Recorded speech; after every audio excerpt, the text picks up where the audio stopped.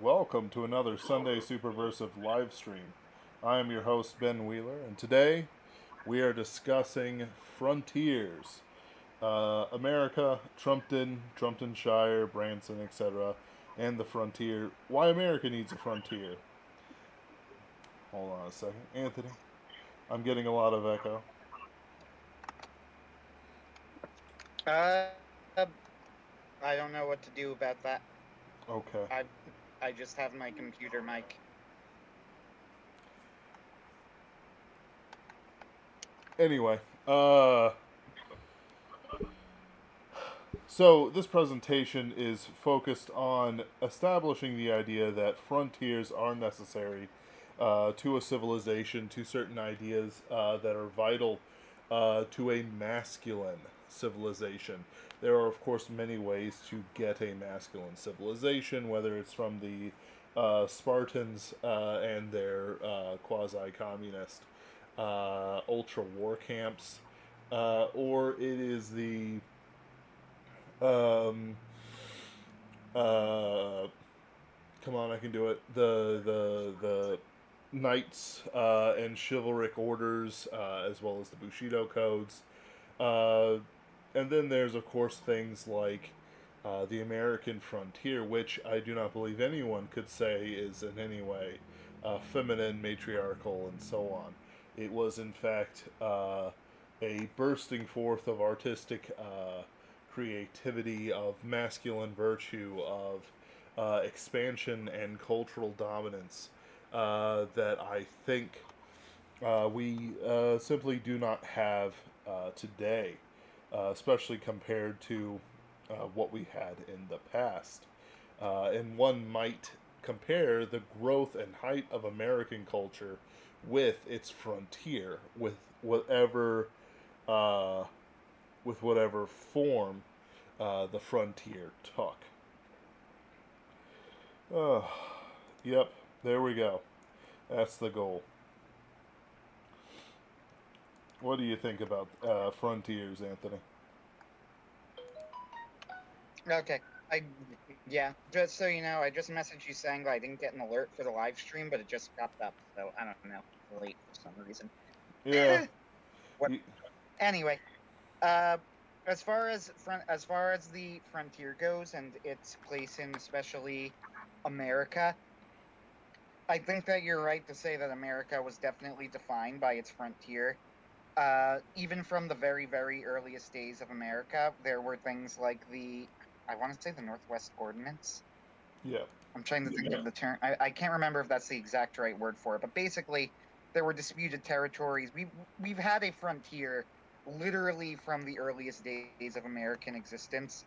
Lewis and Clark are still in the popular folklore and consciousness, and of course, the Western was the dominant genre for a solid what 3, 4 decades or something.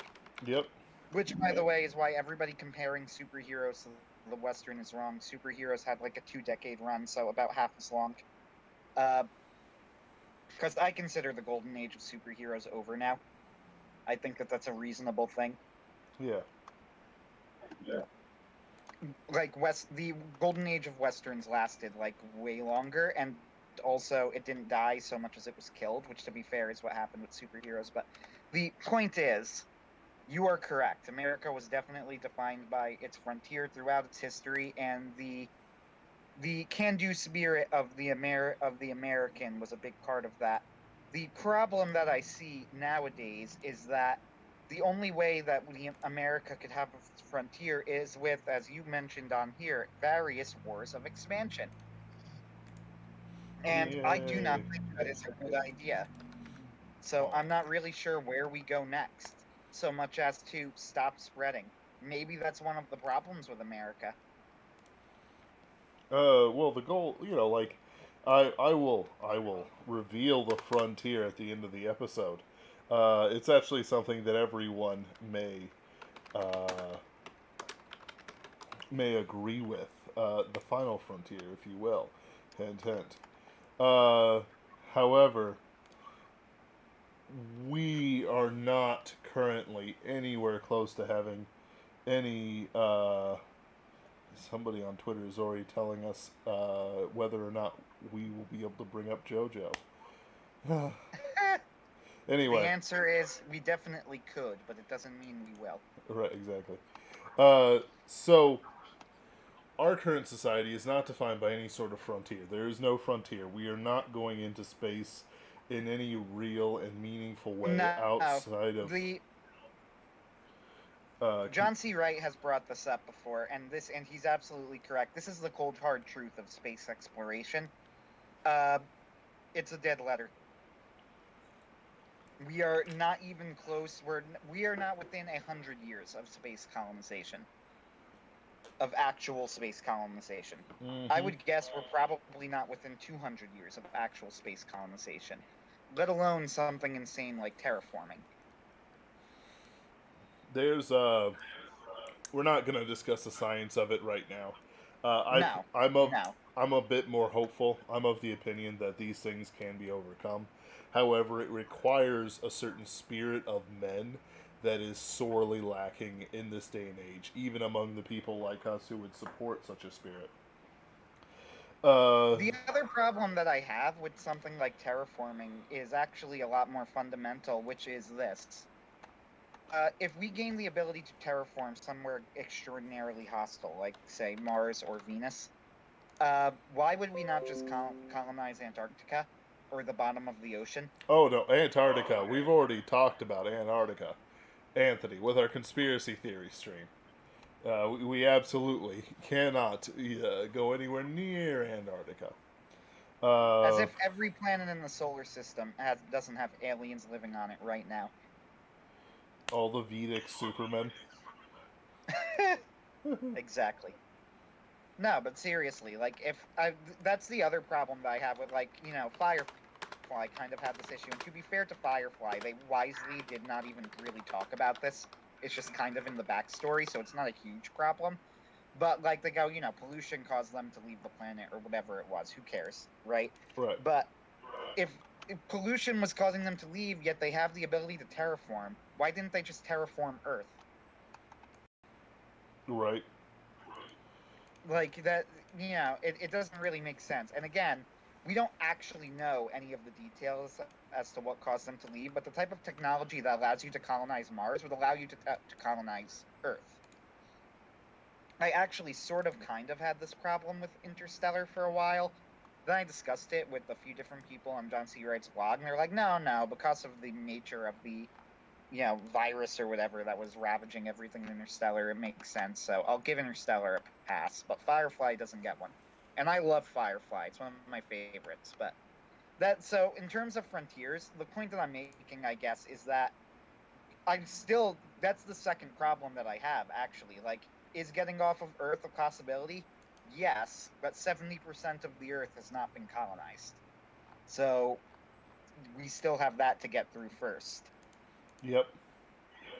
But it's, you know, considering like in the context of a frontier, Antarctica is not the same as the Appalachian Mountains, the Missouri, oh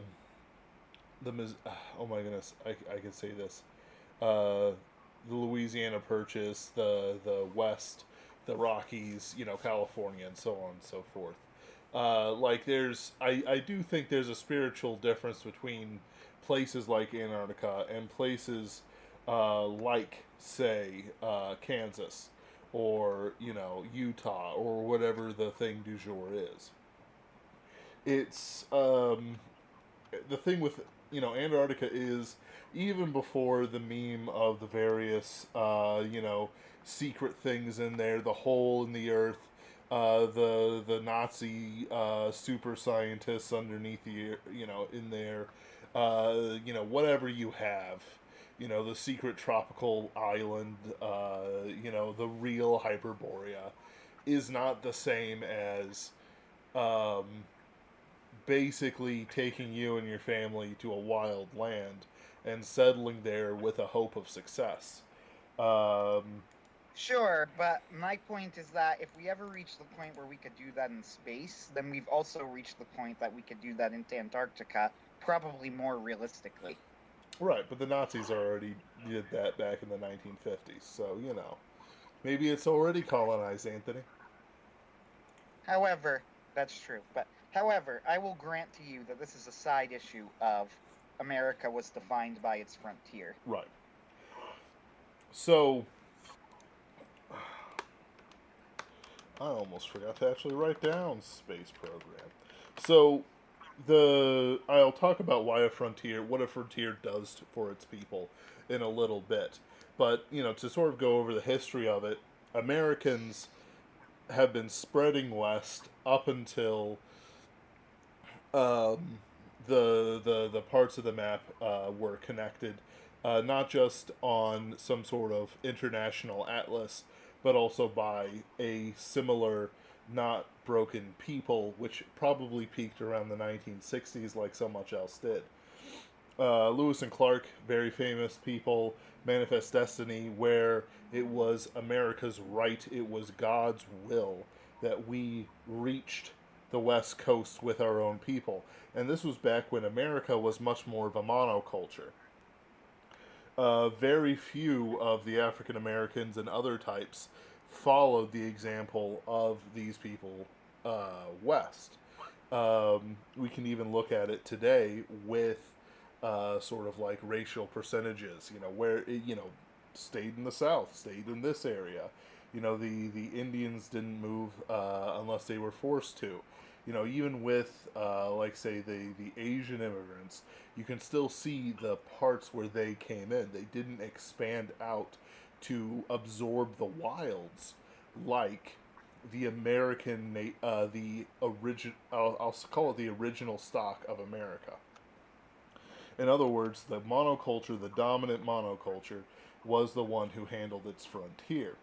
And it was a religious duty. It was God's will that they do so. And they did it for profit. They did it for expansion. They did it because they killed a man in New York. They did it because the love of their life died and they wanted to reinvent themselves. They did it because they needed a place to put their family. Like you can have a lot of reasons why they did it. And honestly, they're all almost as legitimate as each other. Um, but it was a national spirit, and it was backed up by the wars of expansion, the Spanish American War, the various wars against foreign powers, Polk. What was that thing that they had, where it's like Europe can't interfere with South America? Um, I can't. The Monroe Doctrine. Thank you. The Monroe Doctrine, that sort of thing. The Monroe Doctrine protected the idea of a frontier. There was something similar with what the Spanish had with their conquistadors, but they never established themselves as thoroughly as the American native stock did, as I'm going to call them. Hey, Bradford. So you had going through there, and this was, backed up not only by wars of expansion, whether legitimately or illegitimately, because the USS Maine was an inside job, but also by immense amounts of propaganda. Immense amounts of propaganda. You can go into pretty much any ancient repository of newspapers and see file after file of "Go West, young man," of manifest of I can't remember her name, America, striding across the land, leading um, families and homesteaders and, Western men and cattlemen and so on and so forth. You also have things like, what to do with your sons, what to do with your things that people discuss. Like after the Civil War, the nation's culture was in turmoil.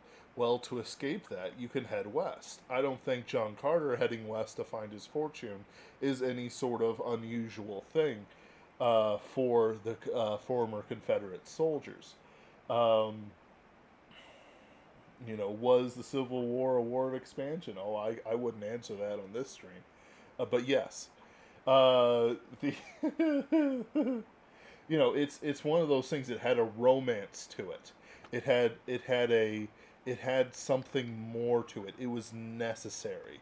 even if you would have never left your hometown, if somebody said frontier, you wouldn't scoff at it. Oh, those stupid men. It's like, the frontier, the place of romance where cowboys and beautiful women and Indians and gold and cattle and, adventure and wealth and trade and, making something of yourself.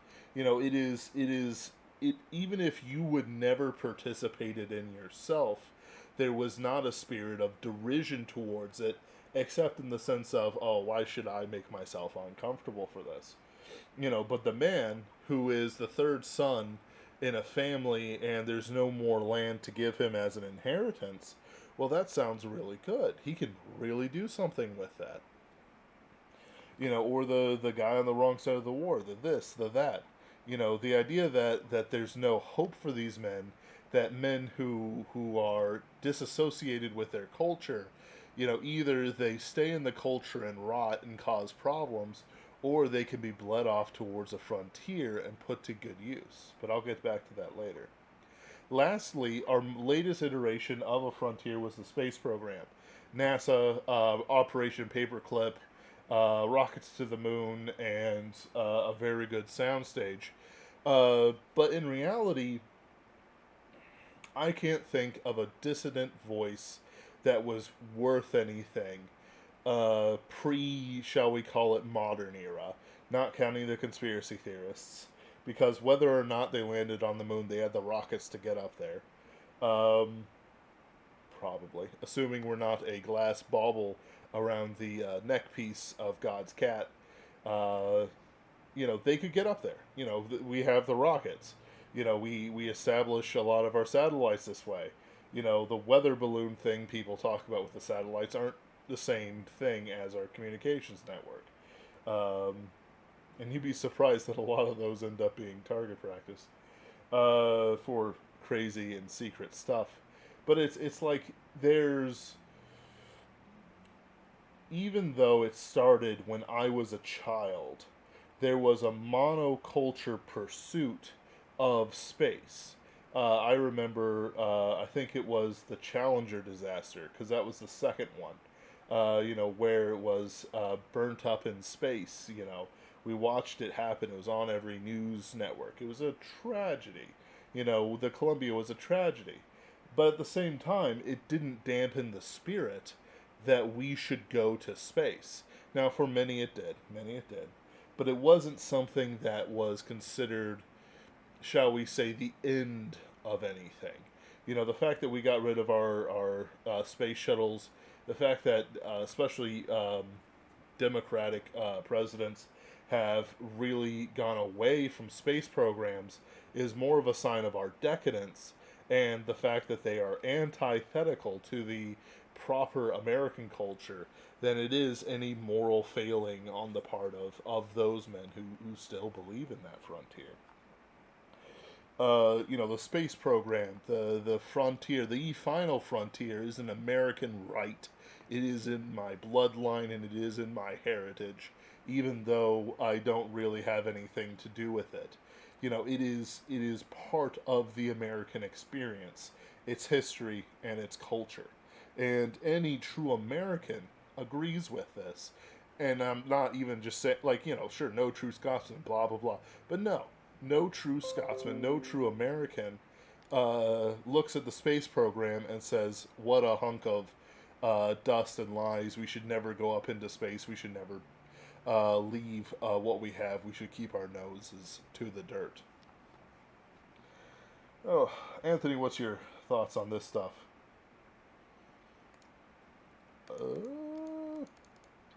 My thought on it.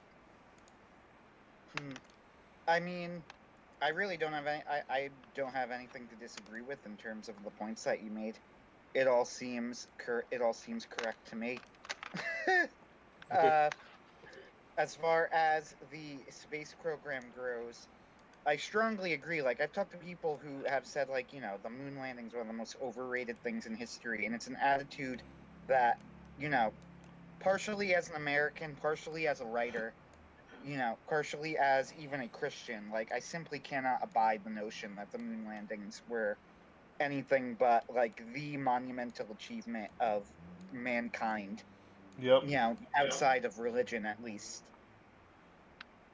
It, Like, and I've yeah. heard people express that attitude before. First off, it's completely false. People who go, oh, but the moon landing didn't even lead to anything. That's actually incredibly wrong. The space race led to several incredibly important technological advancements that led to the information age that we're living in right now. Yep. So that's not even true. Like, it actually had an incredibly massive impact both on our day-to-day life and, practical aspects. But even besides that, even if it didn't, humanity stepped on a place that was not Earth. If you do not understand the significance of that, I don't like.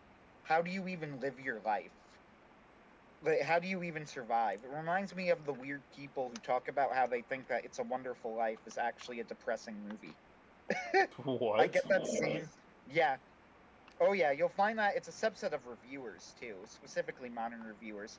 It reminds me of that attitude a little bit. Whenever I'm talking to them, I almost don't know where to start because I feel like I'm in opposite world. Like, how do you even communicate the importance of the moon landing to somebody who doesn't immediately grasp what a ludicrous achievement that is? Yep. Like, it's insane that we landed on the moon. It's actually like it still blows my mind to even think about it, as it does for anybody who is a normal functioning human. Right. It's an incredible accomplishment. So, yes, I agree with you. This idea is, I think the idea of having a frontier is essentially the idea of there is somewhere else there is somewhere for man to grow. Yep. And I think that's what we have currently lost in the current culture. Now, it's the consensus, I think, of the superversives as a whole that we are currently in the middle of the decline with a capital D. Yep. And this is because we are. It started, I would argue that it started sometime in the Bush administration in earnest and was temporarily halted for 4 years under the Trump administration before getting accelerated under the Biden administration, or whatever you want to call the current administration. Uh, I don't know, the dementia administration. Yep. So, but we are currently well within the middle of it, and I don't think things are going to get better. I think they're going to get worse. Yep. Now, I am, of course, a Christian, and for a Christian, it is an actual sin to despair. We have been ordered by God not to. So I am not saying this because I think that all hope is lost. Rather, the hope I think that we need to have should be a realistic hope. We need to preserve what we can so when the rebuild happens, we have the tools to build back better, which Yep. is ironically the slogan that Dementia Man used. Well, it's like the eternal thing. What does Voxay say? We're fighting a empire of inverters. Whatever they accuse us of, they are almost certainly, uh, whatever they accuse us Doing of, it. they're certainly doing it, and any number of things. Um, of that nature. Um, I guess I'll talk about it here. A.M. Freeman says, "Do you think being overconnected by technology and internet has made it feel like there is no way to set off into the unknown and reinvent yourself?"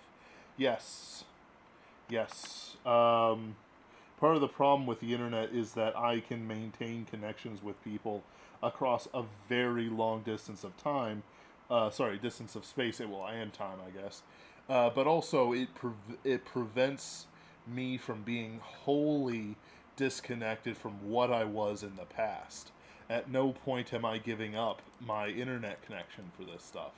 But at the same time, maybe it's worth it. Maybe you should. But at the same time, it's like, well, why? Why should I? Why should I give up a knowledge core, nothing like any of my ancestors ever had? Why should I give up my personal peace and affluence? Even if I am destined to lose it in the coming years, or even months, why should I give up my heroin drip?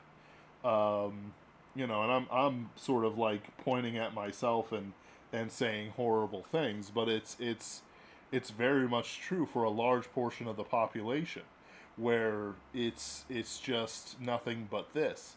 We are currently communicating over the vast distances. Mrs. Freeman, excuse me, is somewhere over in the East Coast, or perhaps the West Coast, or perhaps New Brunswick, or perhaps Brazil. Uh, and yet, we may instantaneously talk to her. We may instantaneously reach out to my relatives in England, and have but the barest of gaps. I may discuss politics with my friends in Vietnam at any point in time and tell them how stupid they're being. I may. A friend's house was burned down. No one was hurt, but at the same time, he heard about it before I did. He's in Vietnam. I live in the city and pass by his house. Uh, what an amazing thing this is. Um, but at the same time, it does interfere with the frontier. It didn't, but it's not helping. Yeah, as far as the internet goes, it's interesting because everything has, it there's a push and pull. There's a big push and pull. Uh like of the benefits and the drawbacks of the internet. I mean, as Bradford Walker has pointed out, the current social media cabal that has turned into the internet is different than the old internet that was killed. The one where, you could contact people by getting on like BBC servers or whatever, if I'm using the right words, which I might not be. But the point that I'm making here is this ability to communicate with people is incredible. But there is a flip side to this, which is that, as I have been discussing with the Superversives in chat, honestly, we could already communicate with people over very long distances very quickly. Yep. Like, that ability existed before the internet. Yep. With radio. It's not something that the internet invented. It Yeah, did. It with did. radio. Yep. That is exactly right. With radio, with telegraph, with phones and stuff like that. But there's something more to it, and I firmly am starting to believe that the internet itself is an addiction. Uh, it's honestly that's something that I'm probably just gonna have to talk about some other time. Especially since I mean, I think internet addiction is already acknowledged pretty much. But, like, that's the thing. Something is strange about social media. Like, I use it, you use it, Yep. and authors pretty much need to use it. Now, I use it. I almost never post on my main account, as people have noticed. I will post in specific forums to meet with like-minded individuals. But of course, as anybody worth their salt will tell you, anybody intelligent will tell you, this is stupid, because now this means that there is a record of a group of wrong thinkers, and they know exactly where we all live, what we're all doing, and exactly what we've said when we've said it. But I still use it. Yep. That makes me the fool here, which is absolutely correct. Am I going to leave anytime soon? No, because I want to communicate with these people. And to be honest with you, I would be communicating with no one if I didn't have these types of things. I don't really know what else to do, but that's the problem. There are other options. The options, phone was invented well before the internet. We could already communicate with the other side of the world just using our phone lines. Now, I am of the opinion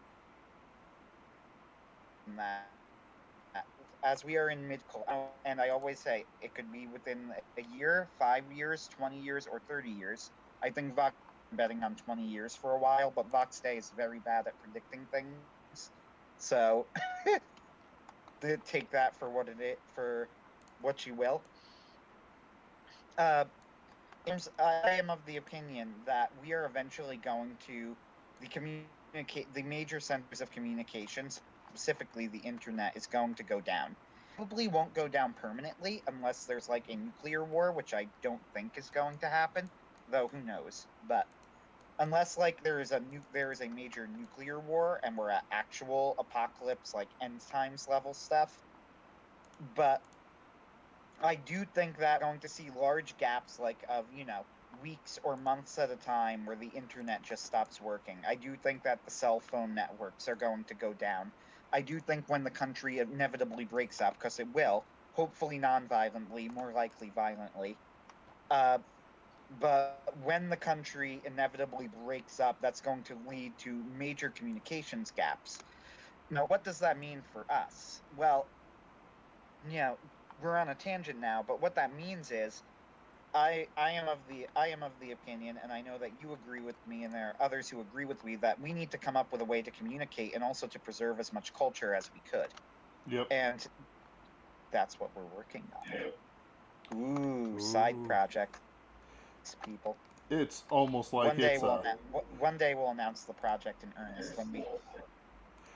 It's almost like it's a Go ahead. frontier of its own. Exactly.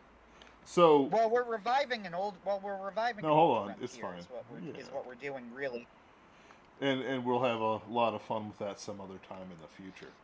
So let's talk about the benefits of a frontier. Sort of one day when we get stuff. more. Mm-hmm. One day we'll talk about it. As far as the benefits of a frontier, though, like, here's my question: what's the plan? As in, what is the frontier?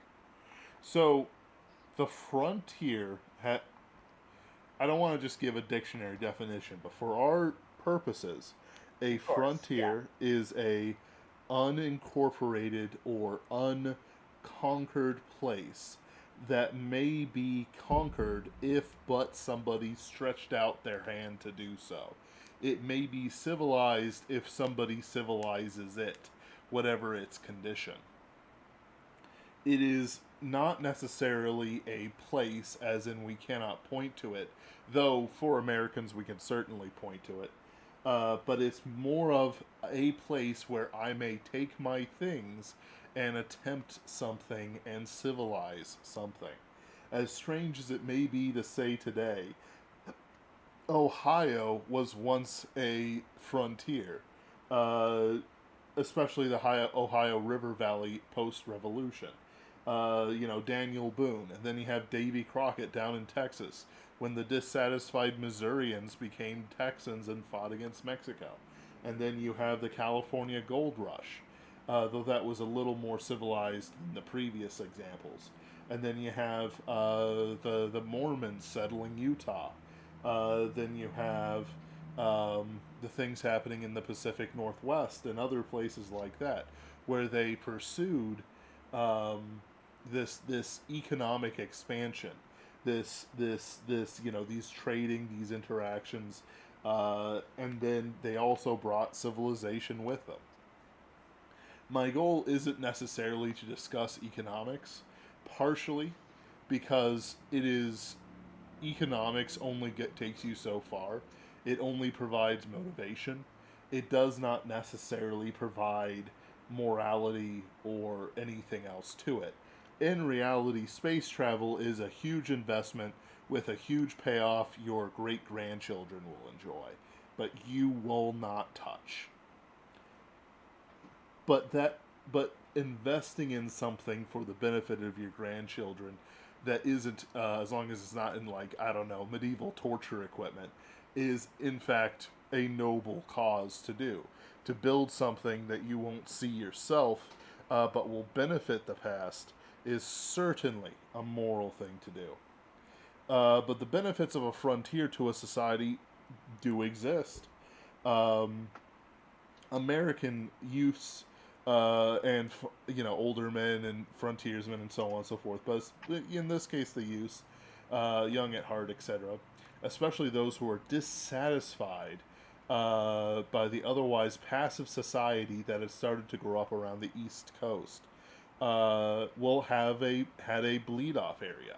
In other words, the man who's too violent, the man who wants his own land, the woman who refuses to be in her family, Well, that's just civilizational, I guess. The soldiers who have who are on the run from Union reprisals have a place where they can go to use their energy for good. To create and grow and start their families. But if they had stayed within their society, it would have caused rot. Jesse James was a Confederate soldier, and then he became a famous outlaw. Uh, however he died, he still killed people. There's Black Bart and all these other guys, who are names of legend at this point. But they all have the frontier in mind, and they all, when they interacted with civilization, acted in ways against civilization. Whether or not they were personally wronged, whether or not they were in Missouri, which was, again, once a frontier, or if they were somewhere else, they struck out against the civilization they were in. They were a force not of order or Christianity or anything else like that, but of chaos. Uh, this energy is entirely native to the true masculine men. And it needs projects. It needs to work on things. Otherwise, it becomes worthless aggression, or it becomes passivity, or it rots away, or it allows somebody to be dominated if it's not used. And most people are normal people and they get dominated, whatever. But it's there's a native fire to them that has to be considered, or else it is wasted into nothingness. Um, the next step is: do you have anything to say about this stuff, Anthony? Uh, Not really. Brad, I co-sign. Brad, Bradford Walker says closing the frontier, choking off an escape route for dissidents and dissatisfied people is the mark of a polity ruled by a weak elite of fearful and incompetent masters. Absolutely. That sort of thing, matriarchies, the vestigial empire. I was reading a book and it was talking about Cortez's right hand man, who basically spent his life conquering things and not paying his taxes. And he was an absolute beast of a man, but at the same time, there's something noble in the fact that, even though he had been given control over many, many hundreds of miles, thousands of miles of Central America down to South America, he was not satisfied one bit by it, but rather, set his hand to do something else. Um, there's some benefits to the homeland, namely that tradition can be maintained in the homeland much easier. Tradition, I'm just going to define as like the passive culture, the mercantilist American culture, the inward looking, English culture, the Spanish fiery culture, so on. The homeland may remain as itself without the poison affecting it. Without people, um, tearing things up, or being dissatisfied youths, and making trouble or just not succeeding. Um, I'm of the opinion that the Spanish Civil War was partially caused by such a culture that had rotted away. So you have a naturally masculine culture like Spain, in the fiery sense, and then all of a sudden there's a lot of things worth killing each other over. But there's no way for them to leave, like the Puritans did, like their conquistadors did. That is dissatisfied may be given a project worthy of them.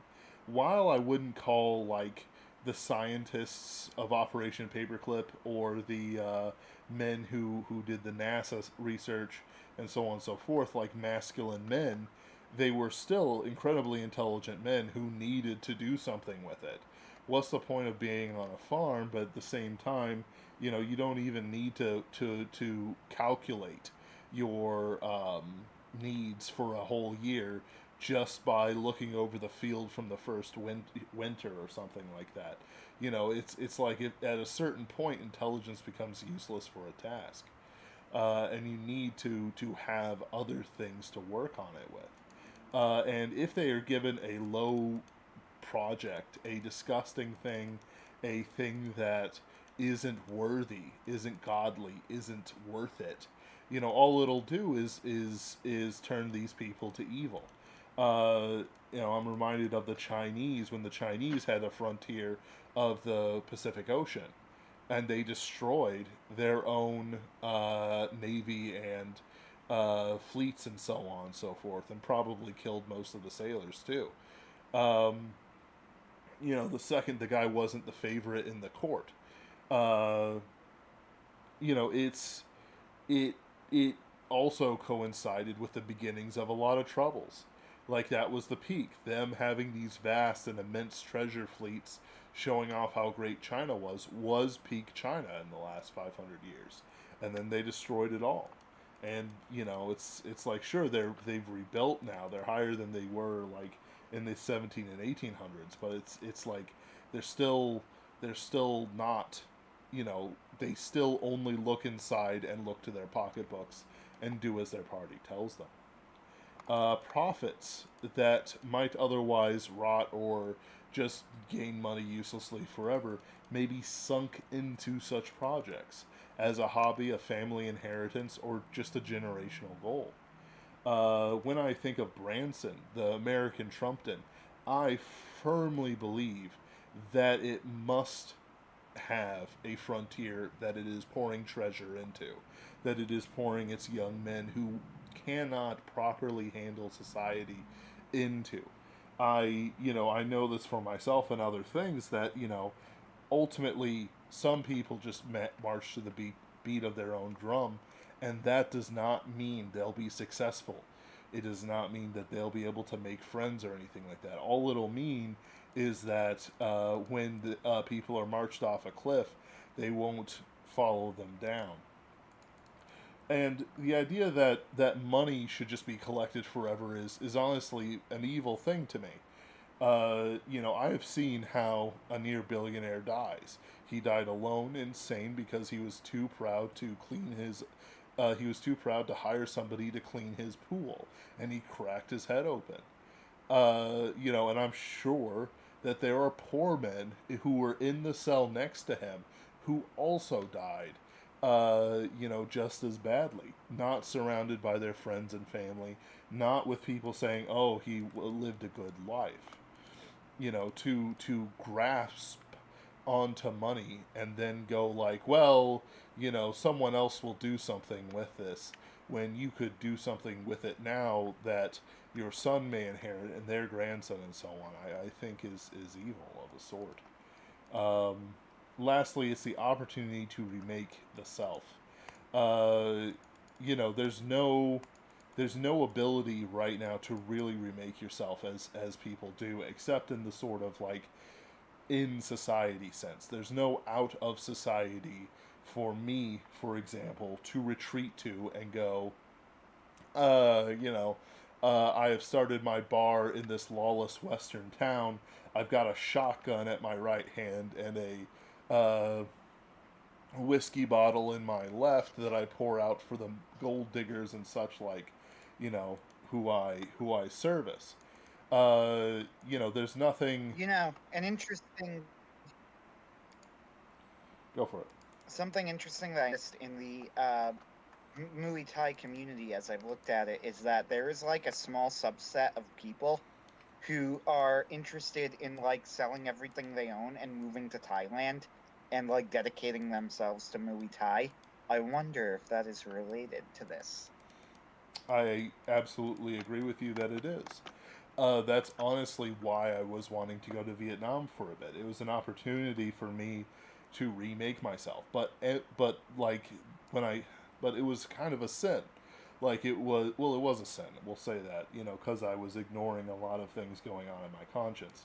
But it's the idea that I could disappear into a nation where no one knows me but a few friends, find a wife, find a job, and make some money, and then come back richer and greater for it. But in the end, that's a sort of vanity. What do I gain by abandoning my country, my countrymen, for something that honestly is a static matriarchal society that has never gone to space, never plans to go to space, and no matter how friendly and mercantile the Vietnamese people are, and they are, close cousins in spirit to the English and the Americans in their mercantilism, that doesn't mean that they understand the American frontier spirit at all. Um, it's you know it's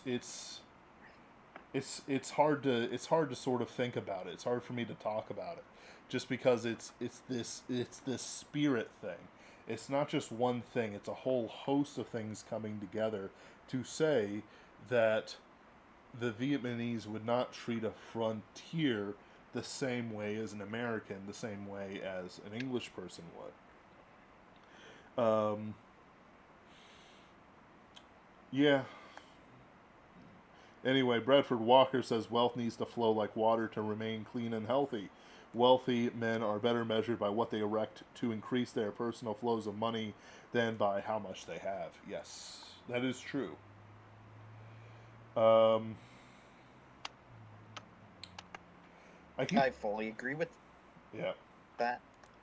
and I kind of wish I could point to a frontier, but there is a sort of frontier that we have now that every man can do that I will discuss later. So let's move on to the next slide. Frontier and tradition. I want to be clear that the frontier does not, by its design, invalidate tradition or any stand in for tradition that you might like. Uh, the idea that the frontier is antithetical to comfortable living is provably wrong. The frontier is for men who want to live uncomfortably and the absolutely tough women who wish to join them. Um, the if Branson, with its tradition, with Trumptonshire, with its tradition, and it's not moving, its static society, is to survive, it must have its dissidents bled off. We are going into a time of war, but they're not the city states of Athens. Honestly, I'm of the opinion that it's more likely that a Marine colonel or something will take control of the United States and remake it as a polity than us actually separating off. The idea that the monoculture of America, which as weak as it is today, won't be able to tie us together as much as we might spit on the East Coast is kind of laughable. There's enough connection with the East Coast, even beyond economics and stuff like that, to make a reasonable argument, especially with like the Boston Brahmin and other types. That it's still part of the same nation. To go to the West Coast, no matter how pathetic the West Coast culture is, I can still communicate and communicate very well with Oregonians and Washingtonians, and so on and so forth. Like I've never had a problem discussing anything. Well, Mm? here's my problem with this, though. So, while you are correct, you're missing the point of the cultural divide. The cultural divide is not between different states or different areas of the country. It is really between only two areas: cities and everywhere that's not a city. That's true. And people in cities hate me. If you are a city goer, you hate me. I have tried to talk with people in cities. I've tried to talk. That is essentially the equivalent of talking to the left, and I cannot do that. So I actually don't agree with this. I don't think there's a monoculture. I think that the culture is separating more and more, and that's going to eventually result in something explosive, either explosively violent if we are unlucky, or if we are lucky, a separation with minimal violence. Yep. Which way will it go? Well, history tends to point to a violent end. However, a non-violent way is not totally hopeless. Yep. The Civil War is the last time that this happened in America. The Now, I am of the opinion, I am not a Southern apologist for the Civil War. I never have been, which actually kind of puts me on the outs of some people on in the right wing at this time. Though, as John C. Wright pointed out in a recent article, maybe the right wing is not the term that we should be using. But you know what I mean. Yes. People on quote unquote our side. Not not being a Southern apologist actually kind of puts me on the outs of a lot of them, including folks like Box Day, who I know believe that the South were fully justified in their rebellion, and I am not so sure that I completely agree with that. With that said, the Civil War was unbelievably violent. As has been pointed out many times, there's a little bit of statistical trickery going on when people say that the Civil War had by far the most deaths of any war in American history. While this is true, it is of course because both sides of the war, which by the way was not even a civil war actually, but should more accurately be called the attempted Southern Rebellion or the attempted Southern secession, if you want to be a little bit more neutral. It's really the War of Southern Secession. It was not a civil war. A civil war is when two groups vie for control of the government, and that is not what was occurring in the American version of the Civil War. Yep. The War of Southern Secession was unbelievably violent, and it lasted for a much longer time than it really should have, because the generalship on both sides, and this includes the South, was abysmal. General Lee was a brilliant general, and ironically, that was kind of the problem. He prolonged the war for way longer than it should have lasted, and the South would have been wise to not do that because it led to the extreme violence of Reconstruction. Now, if the Civil War happened, it's this idea that, like, I don't know, people still have, and I still have this discussion with people, this idea that it just won't happen, that it can't happen. The Civil War was not that long ago. In my parents' lifetime, Civil War veterans were alive. Like, Yep. that's how recent the Civil War was. We are talking about what, 2 generations ago, Civil War veterans were still living. It absolutely can happen again, and it will happen again. I mean, there was something very close to a civil war starting in France.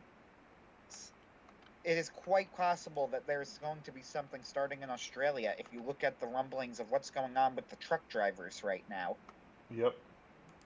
I would not be shocked if we saw something weird, if we saw weird things happening in Australia very soon.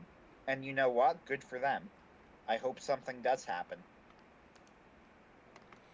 The problem that we have right now that we did not have in the Civil War is that currently there are no groups in the country that are in a position to rebel.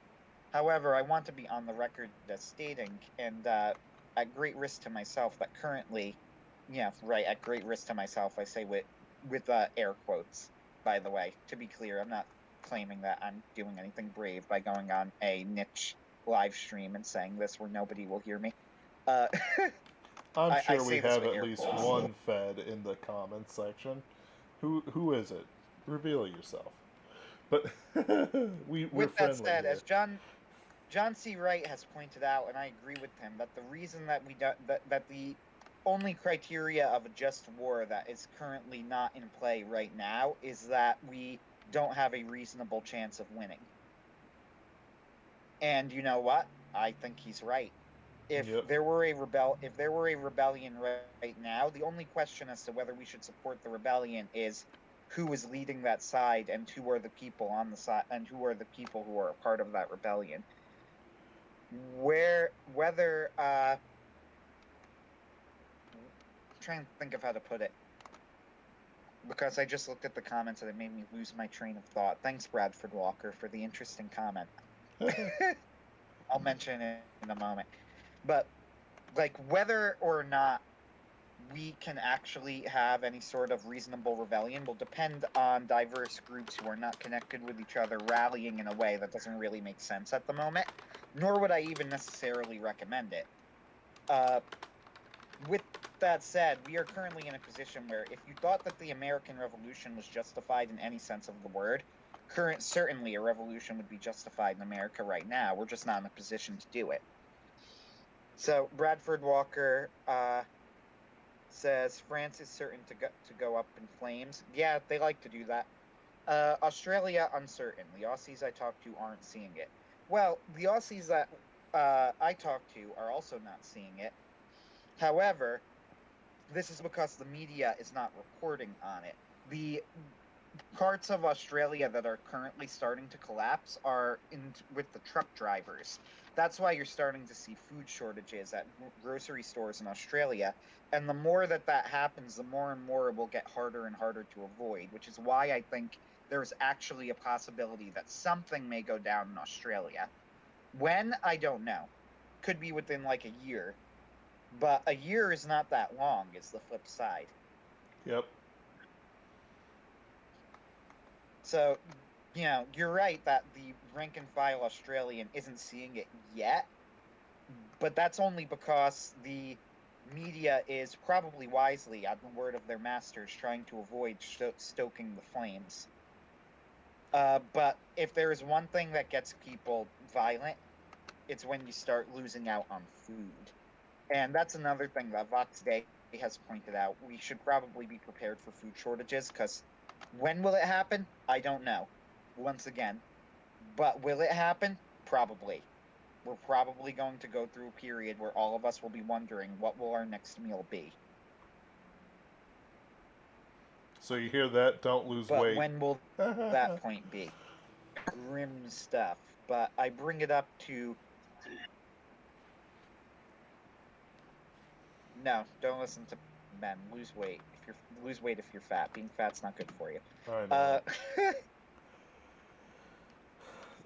I do want to So, comment that. this is all very grim and depressed stuff, and I believe that civilization is going to be headed. Yep, and it's. Go ahead. I want to comment that Bosnians up into their deaths, even with tanks rolling through their streets and gunfire over the road, were in denial of their civil war up until the bitter end. It was commented on, it was reported. People don't always want to admit the things that we casually talk about. Most people want things to be normal, and they want tomorrow and the sun to rise as normal as it did yesterday. I think part of my Yeah, own. which includes me, by the way. Yep. And it's like it doesn't always work with me as well, but at the same time, it's like it's they're not. They were refusing to face a reality that surrounded them at all times for many years. And the thing is that there's not going to be a huge die off like some people are predicting. What's going to happen is it's going to be low Right. and slow for a very long period of time, and then it'll ramp up to something, or maybe there'll be a warlord in the Midwest, or maybe it'll be Judge Dredd Megacity, or stuff like that. It'll be one of those things where all of a sudden you realize, oh, this is happening. Like I had a moment with a Yep. job. I realized, oh, this is happening. I got to leave this job. Like it doesn't matter what the actual events are. The reality is that things go on around you and you are completely unaware of them up until they bite you. Which you know, and that's I guess we'll bring this back to the frontier and stuff like that.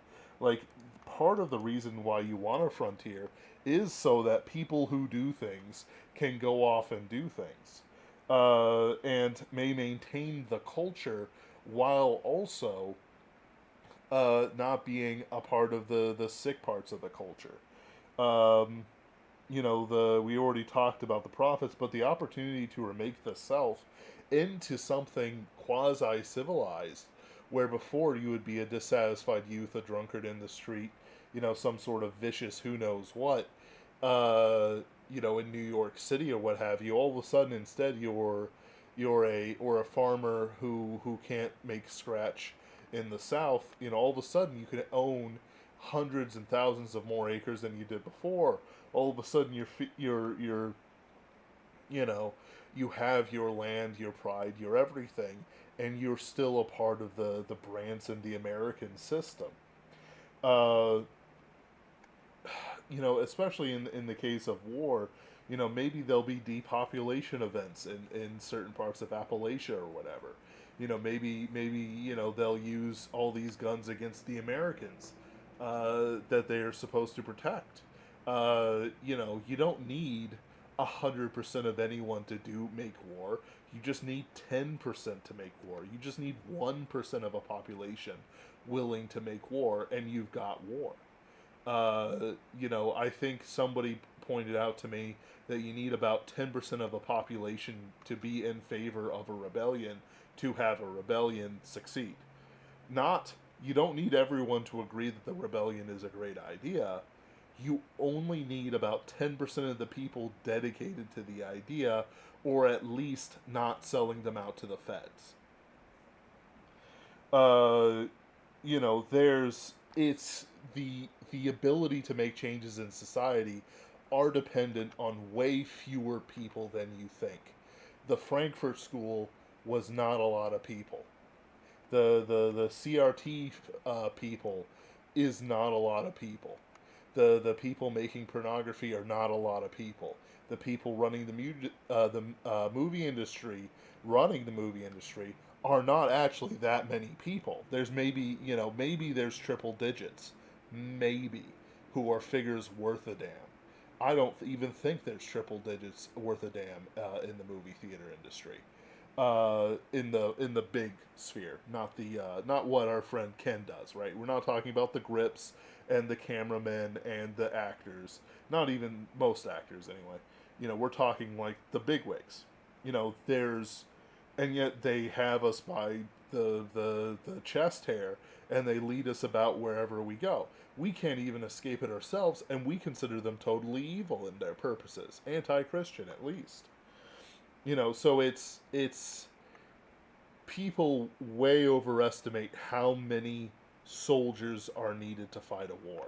The fact that maybe 20% of the United States military population are willing to fire at, not to kill even, just to fire at their own population is enough to prosecute a war against the American people with a decent amount of success. So I just want to lay that out to people because I don't want them to think that, it's like, oh, well, we've got all these online dissidents. I don't know. I can't do any of this stuff. I can't fight a Yeah, war. I might be working out. I might be, getting back into physical exercise and stuff like that. But that's not the same as being a soldier. Maybe I could die as a martyr, but that doesn't make anything else of it. yeah. The thing about what we're talking about too is like as we bring up all of these cynical things and predictions and grim predictions about the future, I say it because I believe that as a Christian, our responsibility. I'm trying to think of how to put this again. It's hard to word this exactly, but like because realism seems wrong, and the reason that realism seems wrong is that every time I hear somebody describe themselves as a realist, what it actually means is that they're a pessimist. Yep. So it's even though it's probably the correct word technically, it seems wrong to say because of how that word is generally used, right?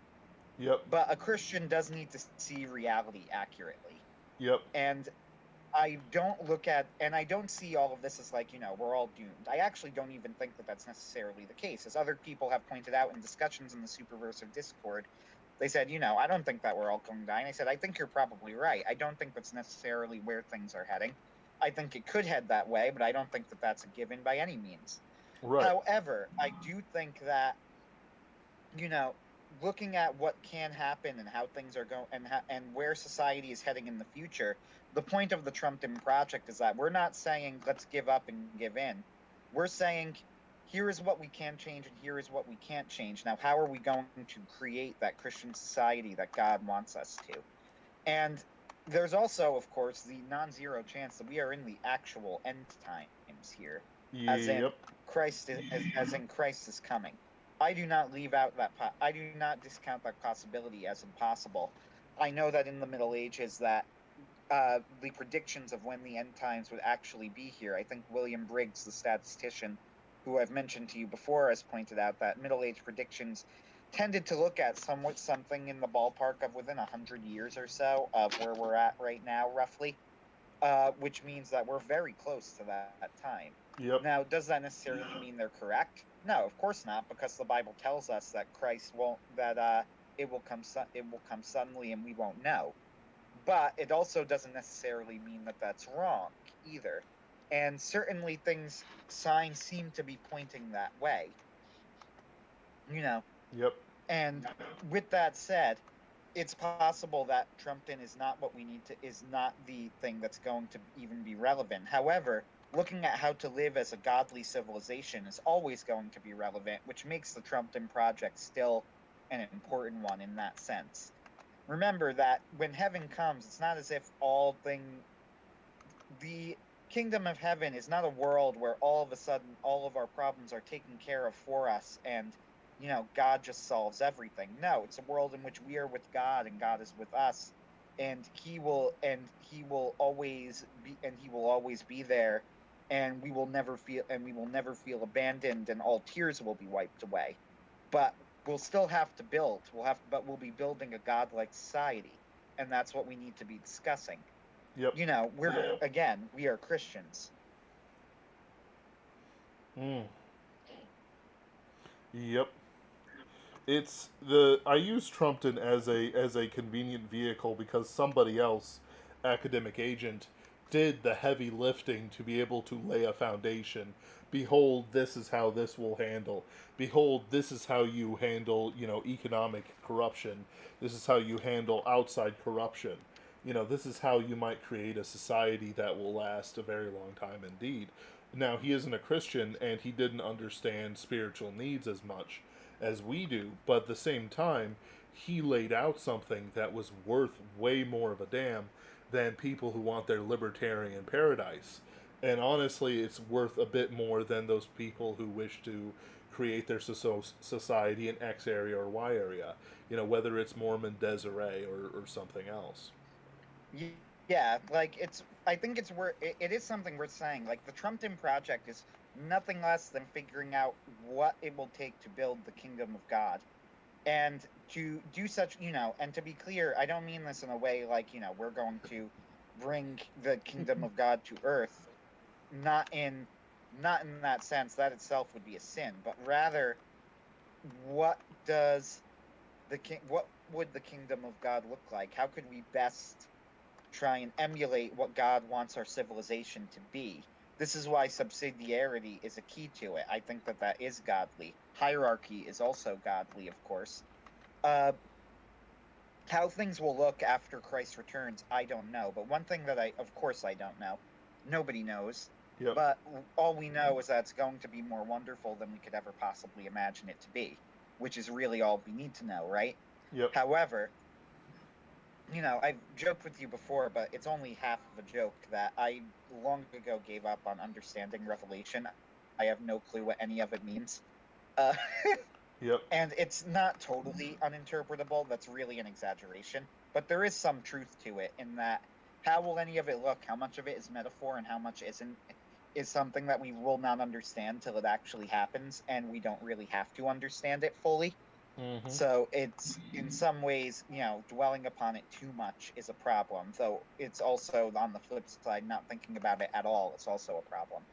But in terms of what the kingdom of heaven will look like, I mean, I'm going into speculative territory, obviously, but I think that this idea that, like, all of our problems will be gone and everything, and we'll never have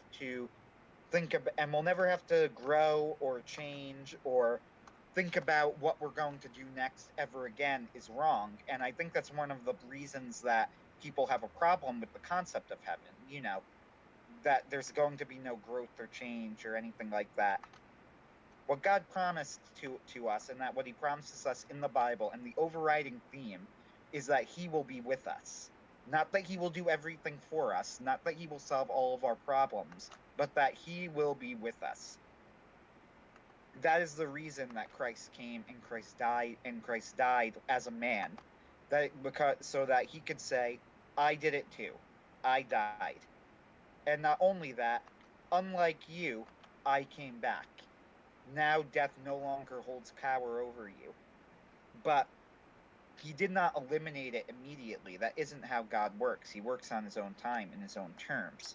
So the Trumpton project, I think, is a project that is not going to lose its value even in even in a situation where you go like, what is God's society? Is he even going to look at Trumpton? Well, this is this is me speculating here, but I don't think this idea that we're never going to have to think again about how to do things is biblical necessarily. Yep. I agree with you on this stuff. So, It's space. yes, the final frontier. Uh, Wait, hold on, we're skipping some things. So, and it's like, I don't make Trumpton with an eye to replace God or replace the kingdom of heaven. It's in the inevitability that somebody, Right. survives and has heard of us and our discussions and our little meager plans and so on and so forth, as we attempt to bring a little heaven and to bring a little stability on something that honestly we just don't have now as much as our parents did. It's like I start a job, people, like, and it's a delivery job, and of course it's never like the best people ever, the movers and shakers of society, whatever. But it's like, drugs everywhere. Some dude tipped me with marijuana. Like, it's not even, it's so discivic that I would go out and I would see all sorts of humanity, and none of it was doing very well for itself. If you deliver to the casino, you're not getting a tip. If you deliver to these neighborhoods, you're not getting a tip. And eventually, it causes corruption in the people who are doing it. So it's like, how do we avoid this stuff? How do we create a society where people aren't corrupted doing a job? Where people aren't corrupted handling things? Where people aren't corrupted, doing this stuff? It should be like Satan should have to sweat, not just to get past the ring of churches, not just to, corrupt people, but also to corrupt the very society that they're in. And of course, we're fallible, fallible. There we go, fallible men with terrible ideas. But back here, no, It's all, it just, sorry, go ahead. Continue with what you're saying first. and the thing is that no society lasts forever, but at the very, and this is the point I'm making right here, but it may lose its virtues that make it special and give it peace, and we want to avoid that. We don't want Americans to die out. Yeah, so what I was going to say is like this whole thing that making you think about the end times and also like what heaven will and won't be like, and is all purely speculation. Of course, it's not entirely uneducated speculation because we have been told things, but the things we've told have all been cryptic and all with this eye towards also you can't really fully understand it till you're there because it's so wonderful, and also in terms of hell because it's so terrible. So I say all of this hesitantly. With that said, like it's just this idea to me. People pointed out, and I sort of agree with it. There's a danger in pride in saying it in this way, but the idea that heaven is just going to be like, and then you're there, and then you're just in a state of bliss forever, does not really seem to make sense, right? Like Right. and this connects directly to the frontier. This is very much on topic. Like, Yep. will the frontier exist in heaven? I would imagine it absolutely would. And I know that I have no grounds for saying this in terms of personal experience, but this is why, C.S. Lewis's vision of heaven in The Last Battle is one of the only fictional depictions that ever really made any sort of sense to me. A going further up and further in, and the adventures that await you are going to be in ways entirely different and more wonderful than any that you've left behind. Yep. So in terms of what we're going to experience, the idea that, I think people has this idea like experiences will end, that growth will end, It's a where to the nihilism. contrary, yeah, almost a type of almost like a Buddhist nirvana, really, if you're being more optimistic. And I don't think that that's how it's going to be at all. even if it's just growth in term, the idea of that it might be growth in knowledge of God. But one thing that we need to remember about God is that God is love, and also that God is the source of everything. So growth in knowledge of God means nothing more than growth of knowledge, growth of love, growth of all of the good things in life in terms of we'll be building towards it. So having a frontier, like, will we still need separate areas of the world? Will we still be the ones building it and not God? I think so. He created man.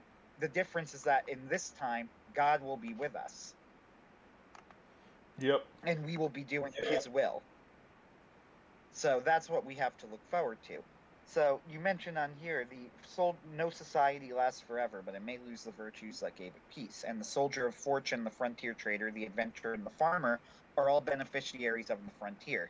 The question is, are these people that have a place in the kingdom of heaven? Is the soldier of fortune, the frontier trader, the adventurer, the farmer, are they people with a place in the kingdom of heaven? I would argue definitely. Yep. I mean, I don't think that of course, all of them can be sinners, but there's nothing that says that they can't be. Yep. Like a soldier of fortune, could be as virtuous as John Carter, warlord of Mars, or he could be as low as some French Foreign Legion man, who does horrible things in Africa because that's is evil. But in the kingdom of heaven, it's like, I don't I think. like your first thought was French Foreign Legion. I thought of the dude who betrayed the Spartans at Thermopylae, but okay. Sure. I was using something more modern, you see, because there's also the Greeks mercenaries who fought against Alexander the Great and were massacred for their ways, I guess. There's all these different things. I included the soldier of fortune because some men are soldiers. That's their most successful mode of life.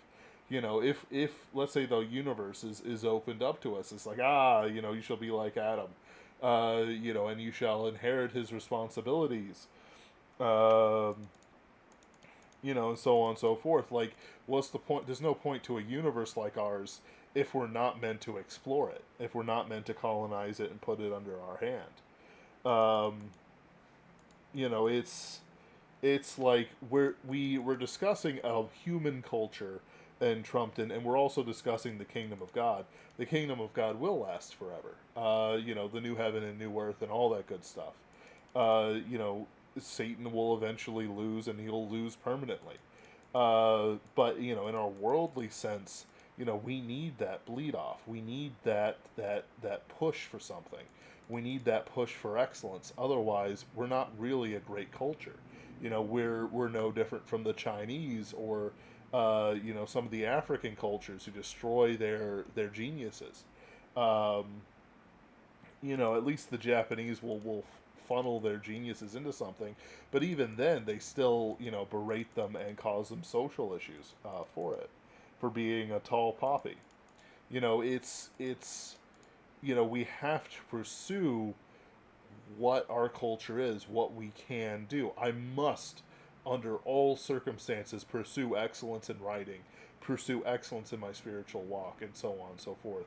I must break whatever's holding me back.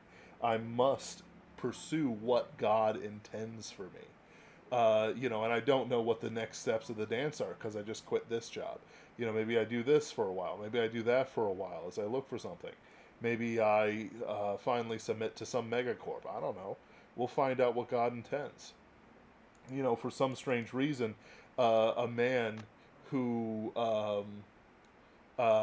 came in for just like one day because of training, he and I discussed spiritual things.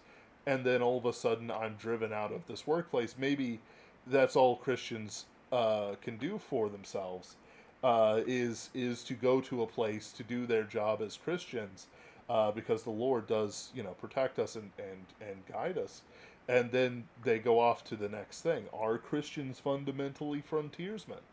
I can make a strong argument for it, but that's someday soon. Moving on to the next slide. A frontier may invigorate a culture, keeping masculinity in its forefront. Without it, that is the frontier, femininity, matriarchy, and safety may sap away all its vital power. There's no point in being any sort of big man or somebody who's pursuing things without being willing to risk stuff, without struggling against things, without being willing to drive and to pursue and to work with your hands. You know, um, I've cleaned almost horrible stuff off toilets. For a baseline job. How much more should I do if it's for a family or if it's for a culture or if it's to build something? And I think every man would say the same thing. In our culture, the destruction of masculinity, patriarchy, and even the ability to go out and create something new will destroy all societies in long term. I was reading Bronze Age Mindset, and the guy straight up said that the Chinese don't really have a civilization. They're not civilized in the same way that a European is or somebody else is. They have a structured society that is Chinese. It is Chinese, and it has absorbed all others into the Chinese um, existence. But that's not the same as how Europeans do it. Compare any European city to any Chinese city. Compare any Japanese city to any Chinese city, for that matter. And you see that there's a completely different idea of civilization. And honestly, I do view it as being a sort of inferior, just because it's not as if they can make a video about some dude wrapping his arm with a rebar because their material is so bad, or if they lose an entire city to a flood because the dam wasn't made right, how can we say they're city builders like the Europeans? They don't have a frontier. They don't have these ideas, even though they have huge stretches of suddenly uninhabited land. There's also the question of who will defend society, who will defend their women, who will ensure that the laws are unchanged over the generations, who will ensure the honoring of the city fathers is not mocked. I cannot raise my hand to defend a statue of Robert E. Lee or any of the founding fathers, nor can an Englishman defend Winston Churchill, nor anyone else in Germany defend their own founders like Bismarck. It is so like the society we're in is so sick that we cannot defend our own history. We don't have a vital energy, and the vital energy and the lack of a vital energy rots out the culture. And we have to deal with it. It's the decline. It's the Kali Yuga. It's winter but never Christmas. Um, you know, in any other time in any other society, assuming I survived childbirth, I would be a completely different man than what I am today, and I'd argue a more successful man. The the things that we have and the things that we experience, you know, change based on the culture and society they're in. If we're some of the few who remember how to be masculine, how to have that vital elan vital, how to have that fire in us, and I know that I fundamentally have a weak and pathetic fire compared to some of these other artists, but it's still just, if we can take what we have and make sure the next generation has it, at least we're doing better than our parents. At least we can start to rebuild it. This culture of ours towards, the kingdom of God, towards what we can do on earth, to grow into true and reasonable people. Mm. So Bradford Walker as lictors of East characterized by elites of fragile egos, frequently gone soft and weak, and so they shun frontiers to preserve their power. I would not know. Yes, I can't comment. I don't know enough. I Sounds plausible. I agree with it. Uh, so you cut out a bit on my end. The cultures of the East have been characterized by elites and fragile egos. They have what's called a face society, and it's one of those things where, like, you can get away with a lot of corruption, but the second you show disrespect, it's all over. A.M. Freeman says, the real answer, all other men appear to my eyes as shapeless blobs. Yes, absolutely. But that's because Mr. Freeman is absolutely amazing and we are all in jealousy of him. Uh, and I mean that unsarcastically, even though I'm laughing, just because I have actually enjoyed every interaction I've had with him. Not to name him on the live stream at all or anything like that. Mr. Freeman has. I'm driving myself crazy because it's like one of those things where I know what I have to do, but at the same time I know the truth behind it, so I mix it up in my mind, and it's bothersome. It's like I've had to be, it's like I don't know why I can do it with everyone else, but for him I just. Ugh. Hold on, it's fine. Hold on, no, we're good. Uh, anyway, I'll come. What time is it? Doggo Boy. All right, we'll call him Doggo Boy. Actually, I can remember that. 125 ish. I can go back and put in some interference or something. But it's it's like he's got it better than a lot of people. It's there are people who still have it in our culture who have this burning inside to them, and that they pursue this burning for it. John C. Wright has very famously talked about his muse, and how it gives him what to write, and who can say uh, that he has nothing less than a great muse. Um, and it's we're just talking from an artist perspective, but it's there's so much more to it. There's so much more to it. It's not just the art and the culture. It's the philosophy. It's the people. It's the spirit. It's everything that goes into it that makes a culture, and it all has to be cared for, and it all has to be maintained. In the end, space is the ultimate final frontier for the Americans and all other people. We must reach out into space to become a true society again. We must pursue. Uh, I agree with this. we must pursue something great, something wonderful, something worth it, if we are to be more than just some pathetic little footnote in history in between the collapse of the American Empire and whatever is in the works uh, for um, for the after.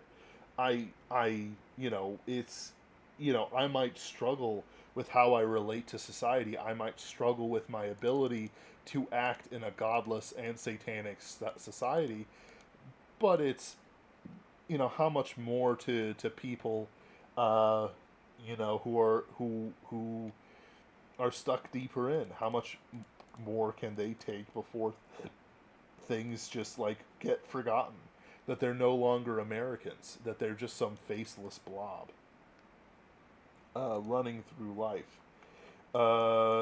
Bradford Walker says, when you watch Eastern media, you see this come up so often, both in their retelling their ancient narratives and contemporary genre fiction. Face is still a big deal. Space is the endless frontier.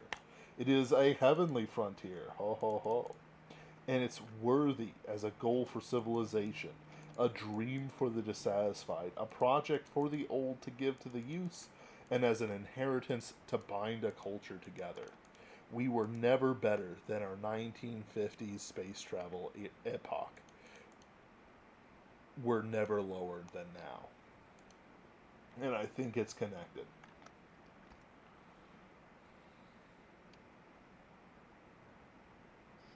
Yeah, I one of the things that I do find interesting about space travel is, and that might be a counter kind of to what I was saying before, like what is even the point of going overseas? Well, the answer might lie in private space travel, in terms of what Elon Musk is trying to push right now. Now we're nowhere near the point where that's actually doable, but on the other hand, like the question becomes, why did we colonize the Americas in the first place? And we colonized the Americas for a variety of reasons: love of adventure, love of money, because we wanted to be free to persecute other religions in peace. Look up what the Pilgrims actually did, uh, and who they actually were, because we wanted to be so. In terms of why we would ever want to go into space, it might not be because we have to, which is what most science fiction tends to assume, but simply because we want to. Yep. Yep. Bradford Walker says it's telling that only Anglo-led culture did it. Well, German-led culture actually did it. What? Uh, Anglo, but with the other parties always playing catch-up and never truly embracing the frontier. I mean, that's sort of kind of true, but actually, the Soviets put a satellite and a man into space first.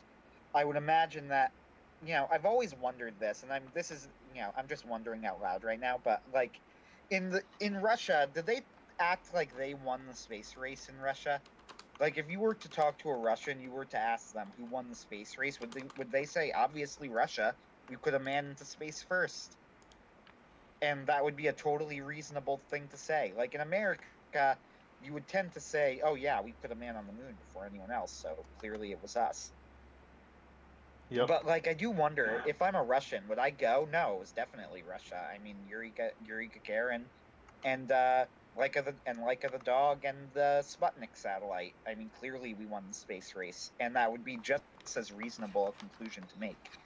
So, Bradford Walker, I think you're kind of right, but actually that's not entirely true. For one thing, the uh, the American space program was created and run by Nazis, brilliant Nazis who worked for America, but Nazis nevertheless, because they were already making their own space program. With that said, I suppose that they hadn't, and we did hire them, and we did have quite a few Americans on it too. But it's worth noting that we could never have done it if it weren't for the Nazis who were working for us. Also, the Soviet Union, which was communist, was quite successful in their own space race as well. Yep. It's like the whole, like, it's built on the back of Nazi science thing is more than just a meme, but also, like, there's also a lot of Jewish voices, and there's a lot of other voices in it as well. Yeah, Who so I think calling it Anglo-led culture, like there's some truth to that, but it's a little self-aggrandizing. Bradford Walker does say, since I read a man that is in Russia, I can answer that no, they do. They don't think so at all. Okay, I really didn't know. Like, I wonder, if you're a Russian, isn't that the propaganda you would spread? Oh yeah, we totally won the space race, but I don't know. the After the Russians fall, after the fall of communist Russia, maybe that whole thing changed. the Russians are defeated people in all the worst ways. So it's one of those things where I'm not surprised by that at all. Like Vladimir Lenin is probably the best Russian leader that they've had in a very, very long time. And the flip side of that is that Vladimir Lenin is basically a gangster who bullied his way into power. He's a model for bullies everywhere. Like both of those things are completely true. He is A, probably the best leader that Russia has had in many, many decades. Uh, and B, he is a gangster and a thug who bullied his way into power. Yep. It is the ideal Russian civil. It is the ideal Russian leader, in its own way, and it's like, I believe that there's a combination of things that gave us the space race and so on and so forth. Yes, the Nazi super science. Yes, Putin. Uh, yes, the Jewish mathematicians. Yes, the immense powers of the computers that they made, which today are but laughable. Come on, power up. There we go. Oh my goodness. Oh yeah, Bradford Walker says Putin. You mean yes? Yeah, That's what I meant. and it's what are we, like, it was a combination of things that worked together to make America great. the frontier was something that was worth doing. The not just the frontier, but every single part of what we did was worth doing, even if today we might kind of look back and cringe a bit. Right? It's not about the perfection of the morals or of the people or of any other thing like that. It is simply that it was there, that it was done, and that we had the spirit to do it, and that we did it while maintaining our ability to maintain a monoculture, which is far more important than a lot of the other stuff.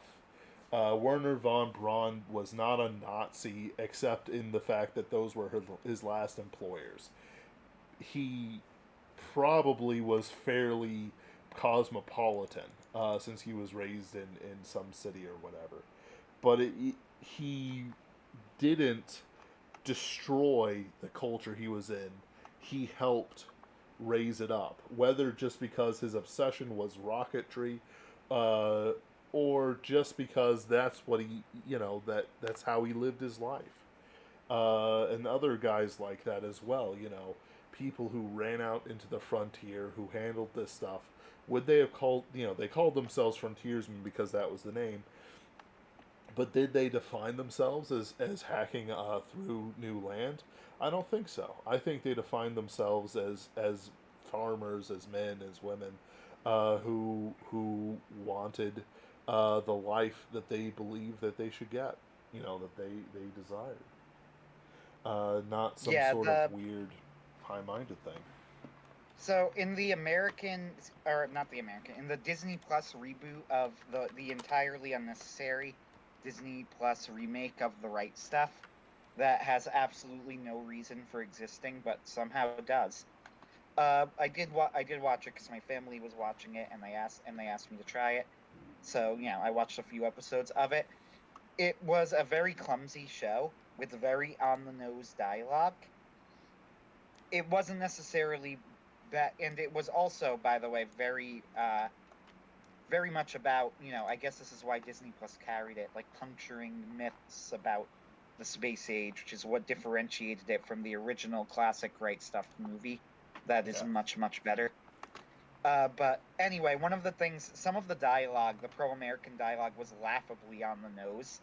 Like they have one guy, they're talking about how he has to work with Werner von Braun, and I just remember whatever character, and I don't even know who it was. I can't recall, but he goes, "He's a Nazi. I don't trust him," which just made me laugh because of how on the nose it was. Right. It was clearly, the show was like this weird combination, which I think Disney is trying to hit this balance right now of, how far can we push of pro-American propaganda combined with the puncturing of American myths. It's very strange. In reality, Von Braun seemed to be a pretty well-liked guy from a quick look that quick thing that I'm looking at. He worked with Disney and put together a thing called Man in Space with the actual Walt Disney. Ooh. Yeah. So as I'm looking through quick on this Infogalactic page, it says that he actually worked out preliminary concepts for a human mission to Mars that used the space station as a staging point, which is fascinating, by the way. Uh, It also shows, by the way, that if we had wanted to go to Mars, we absolutely could and would have been there like decades ago. Yep. But whatever. In the hope that its involvement would bring a greater public interest in the future of the space program, von Braun began working with Walt Disney and Disney Studios as a technical director. The initial broadcast devoted to space exploration was Man in Space. So yes, he did in fact work with Walt Disney. Also, he converted to evangelical Christianity because he was a moderate Lutheran who didn't really care, and then he eventually joined an Episcopal congregation, which is a weird turn, and ended up dying very religious. Yep. Kind of interesting. So as far as I could see, like von Braun appeared to be a fairly well liked guy. Nobody really had any issues with him. I mean, they don't really talk about him much at all, except like, yeah, he was definitely there. He Yep.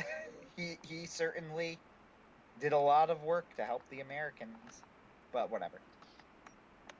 I'm glad he converted before his death. Yep.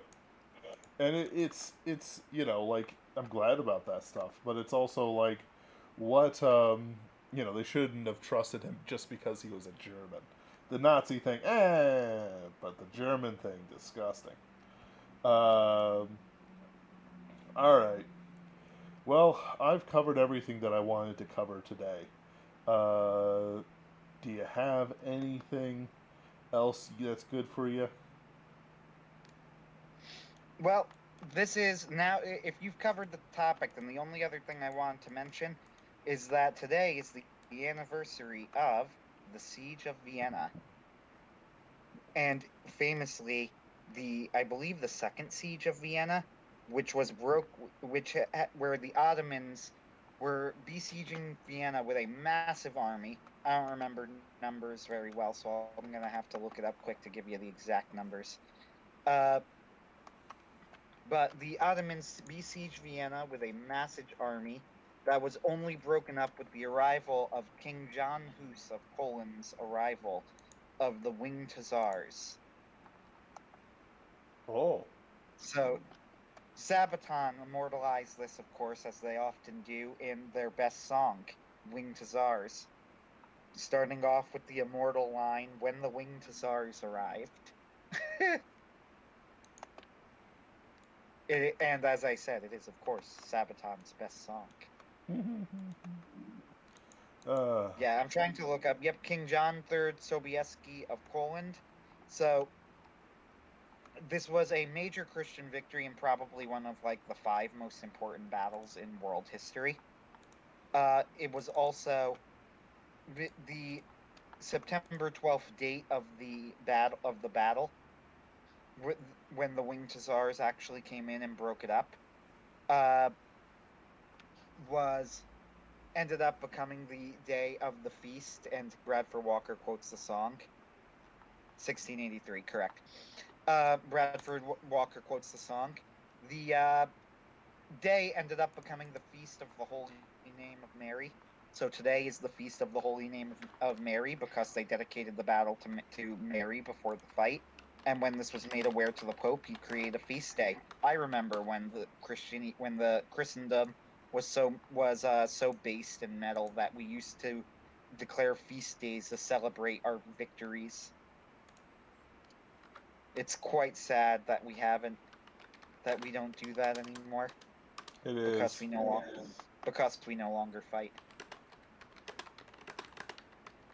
That actually isn't sarcastic, even though it might sound that way. I actually think it's sad that we no longer do that because Christendom no longer fights. Yep. Well, we're starting to fight a bit.